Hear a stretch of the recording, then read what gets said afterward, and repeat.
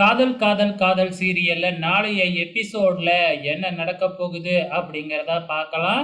இப்ப கஸ்தூரிய தன்னோட தாத்தாவுக்கு உடம்பு சரியில்லை அப்படின்னு சொல்லி ஊருக்கு கூட்டிக்கிட்டு வந்துட்டாங்க. ஆனா அந்த தாத்தாவோட ஆசை என்ன அப்படின்னு பார்த்தீங்கன்னா, பேத்திய பேரனுக்கே கல்யாணம் பண்ணி வைக்கணும் அப்படின்னு தான்.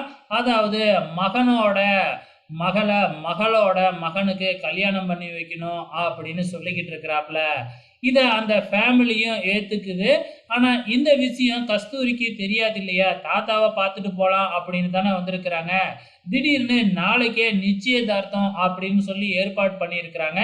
அதே நேரத்துல நம்ம கஸ்தூரியோட அப்பாவுக்கு வந்து பார்த்தீங்கன்னா, கஸ்தூரியோட சம்மதம் வேணும் அப்படின்னு சொல்லிக்கிட்டு இருக்கிறாப்ல.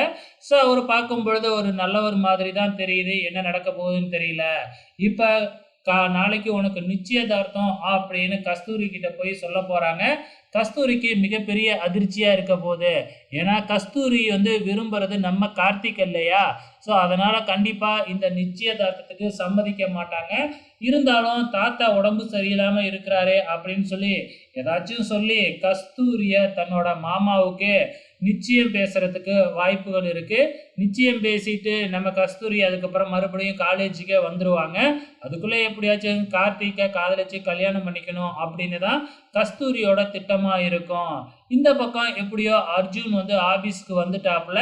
ஸோ நம்ம மதுவுக்கு பயங்கரமா குடைச்சல் குடுத்துக்கிட்டே இருக்கிறாப்புல. மதுவாலையும் நம்ம தலைவர அர்ஜுனை எதுவுமே செய்ய முடியல.